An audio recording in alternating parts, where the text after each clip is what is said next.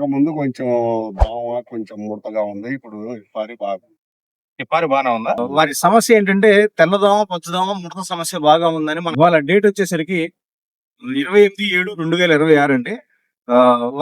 Christian వాళ్ళు విఖ్యాతు మరియు Harpic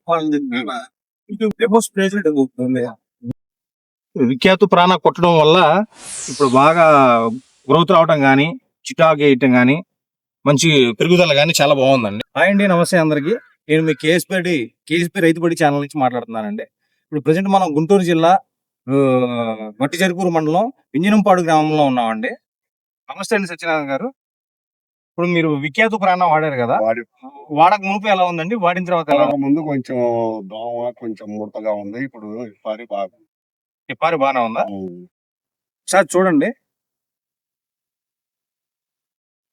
విఖ్యాతు ప్రాణ కొట్టడం వల్ల ఇప్పుడు బాగా గ్రోత్ రావటం కానీ, చిటాకు వేయటం కానీ, మంచి పెరుగుదల కానీ చాలా బాగుందండి.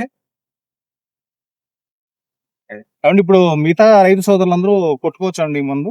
కొట్టుకోవద్దు. నమస్తే.